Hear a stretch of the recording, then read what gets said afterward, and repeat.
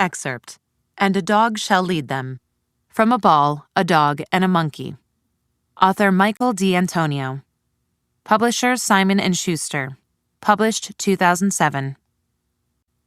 Found on the streets of Moscow, Laika possessed all the qualities that make a mutt a perfect pet.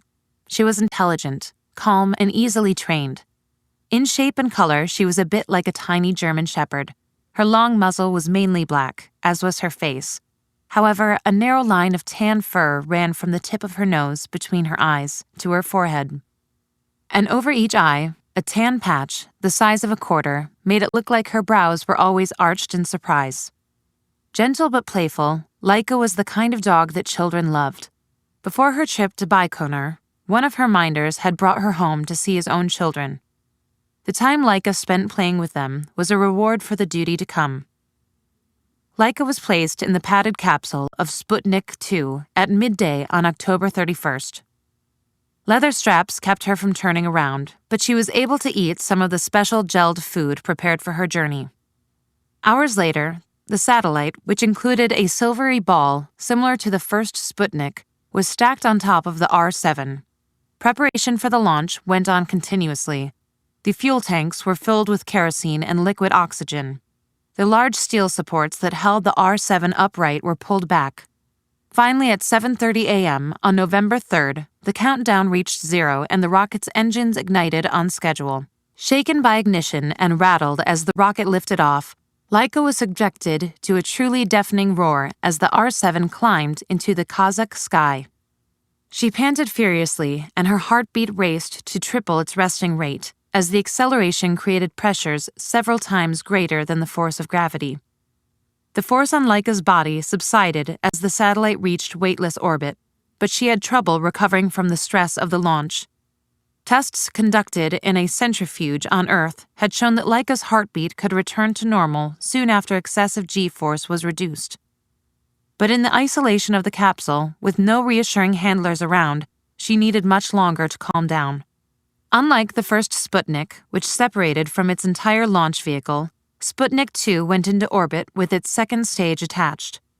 All this hardware, 6 tons of stuff, worth 500 million rubles, flew along an elliptical path that was about 530 miles high, on average. The rocket-capsule-dog combination circled the Earth once every 104 minutes, passing 160 miles above the orbit of Sputnik 1. Early reports stressed Laika's healthy condition, describing her as calm and in generally satisfactory condition. In America, experts debated the possibility that Laika might return to Earth safely. Vanguard program scientists discussed the techniques required and theorized that a rocket engine might be used as a brake to slow re-entry. But Wernher von Braun's colleague, Willy Ley, dismissed this prospect, saying he was almost certain the Soviets were not capable, adding that even if they could get Laika safely to ground, locating the capsule once it landed would be extremely difficult. With expert opinion quickly coalescing around the notion that Laika was doomed, national humane societies in America, Great Britain, and many other countries lodged formal protests with the Soviet government. They were joined by many angry pro-animal activists, including Mary Riddle, president of the Bidewee Home Association of Manhattan. She was among the first to note the obvious that returning Laika to terra firma was impossible. Your government, she wrote in a letter to the Soviet embassy, once again proved its inhumanity. Things were actually much worse than Mrs. Riddle imagined.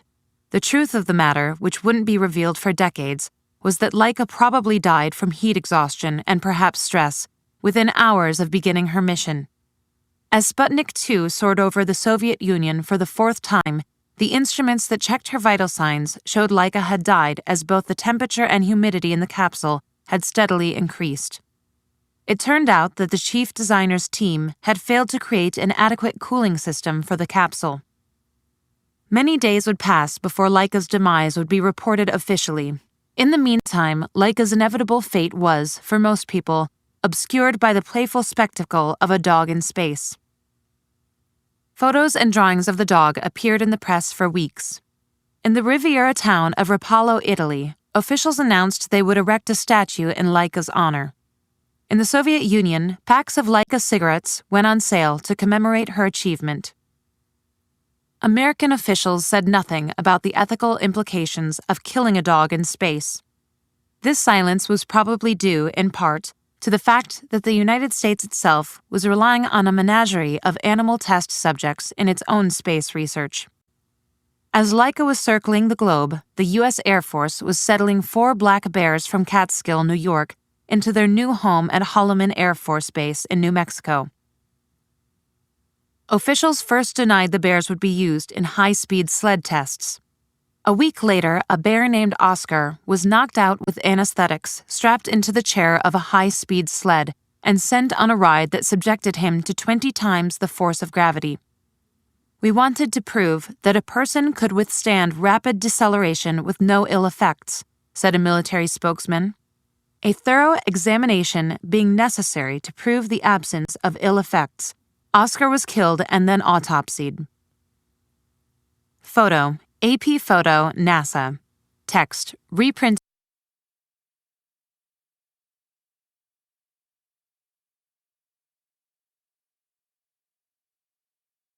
Memorandum for the Vice President. Author John F. Kennedy, Public Domain. The White House, Washington, April 20, 1961. Memorandum for Vice President. In accordance with our conversation, I would like for you, as Chairman of the Space Council, to be in charge of making an overall survey of where we stand in space. Do we have a chance of beating the Soviets by putting a laboratory in space, or by a trip around the moon, or by a rocket to land on the moon, or by a rocket to go to the moon and back with a man? Is there any other space program which promises dramatic results in which we could win? How much additional would it cost?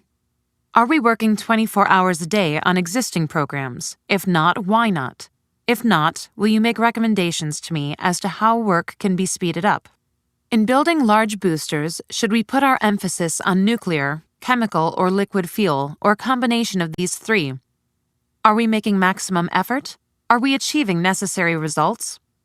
I have asked Jim Webb, Dr. Weisner, Secretary McNamara, and other responsible officials to cooperate with you fully. I would appreciate a report on this at the earliest possible moment. President Kennedy's signature.